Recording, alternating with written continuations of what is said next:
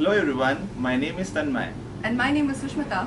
and today we are going to talk about The Hungry Tide by Amitabh Ghosh. I thought it would be fun to read a book with my friend.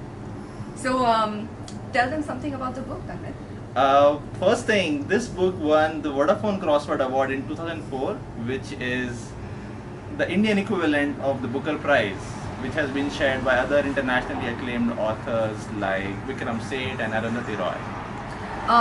So like them, Amitabh Ghosh, who's the author of the book, is an Indian novelist. And not only that, he was given the Padma Shri Award in 2007. So Amitabh Ghosh got it for literature and education.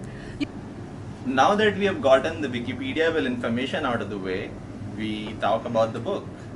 You know, as I was reading the book, I felt like you're reading this elaborate story as though you were reading it inside a social studies textbook if you grew up in India. So just imagine the concise history of Bengal moved to the Sundarbans chapter, animated with a whole bunch of characters, and you have the Hungry Tide. I just wish somebody told me about the book like you just described. I would have read it much sooner in my life.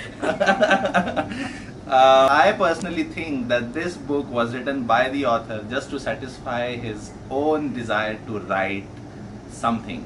I don't think he meant it to write it as a novel. He could have just as easily written this as a history book, but he just decided to satisfy his own desire to write something, get the research or the story that had been growing up in his mind probably for years, and he wanted to put it on paper. Divided as to whether there is even a plot in this book, but I'm going to give Sushmita a chance to describe what she thinks about the plot. The book actually reads like an adventure novel. Kanai, who is this middle-aged man aboard on a train, and he's on his way to meet his aunt, who's found his dead uncle's diary, which she wants him to read.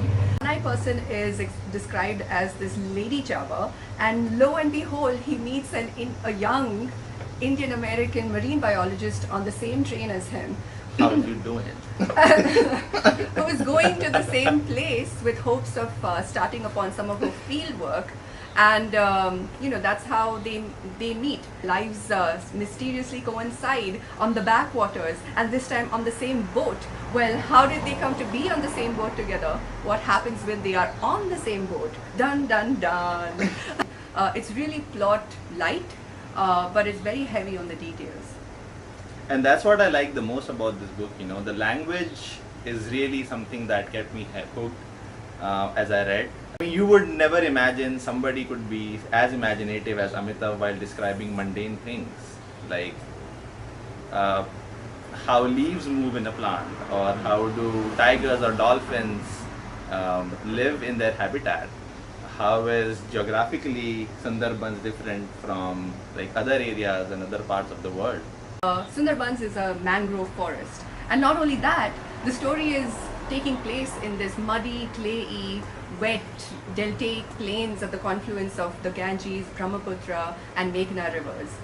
I mean, I don't know, I just thought it was interesting for a novel to be set in the Sundarbans, because I mean, think about it. When you think of an Indian novel, you're thinking of this, you know, diamond-shaped landmass at the base of Asia. But we don't really think of waters and rivers, seas and oceans that make up the Indian political boundary, so to speak.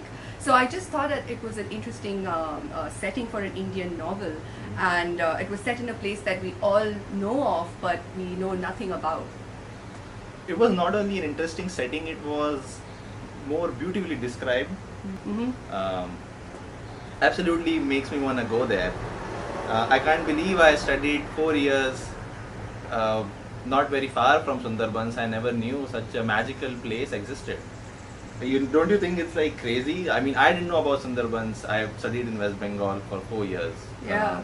I mean, I wouldn't be surprised if it was Amitabh Ghosh who was the sole reason to increase tourism in the Sundarbans region, you know, just saying.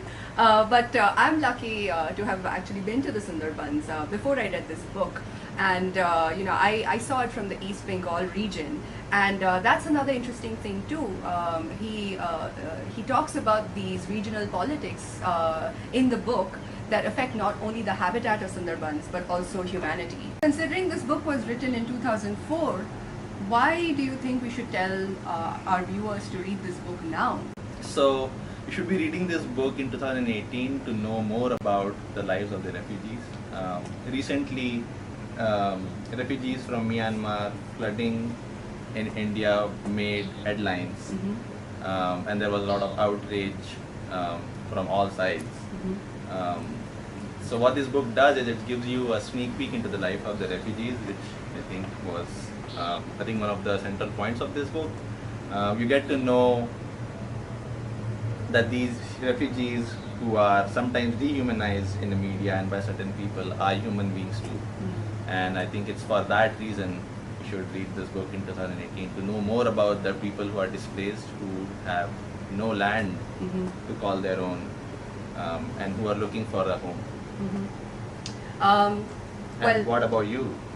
Thanks for asking. I was not going to ask you actually. I was going to tell them anyway. Well, I would really reach out to all my leftist and rightist friends to pick up this book and give it a read.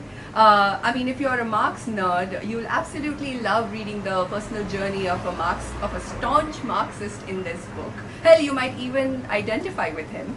And for those who scoff at anything to do with Marxism or anything remotely socialist, you'll love this book too for the respite that capitalism brings into the story. So I think it's a great read, and it was thoroughly invigorating. Final thoughts and a final roundup about The Hungry Tide by Amitav Ghosh.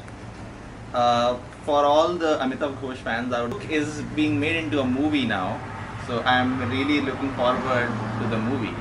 Although a lot of movies are not as good as the books, but I hope they do a good job of conveying the major themes, characters, plots, and the language. Yeah, I'm interested in seeing how they portray the place, because this book is so steeped in the place, and how they bring that language onto the screen. That would be an interesting thing to watch out for. Absolutely, and I won't have to go to Sundarbans.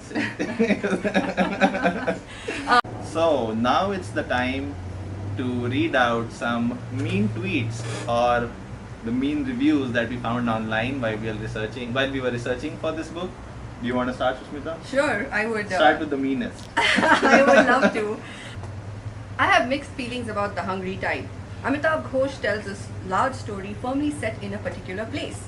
The story has everything: love, class difference, political conflict, natural and man-made disasters, and of course, dolphins, tigers, and crocodiles. And that's the problem. I found the book mildly interesting, but not one I would choose to read if I had access to a wider choice of reading material. Supremely disappointing considering the start it had. This one is pithy. Susan says, didn't finish. Right. This guy is such a terrible writer. I don't know why I bother. Oh, this.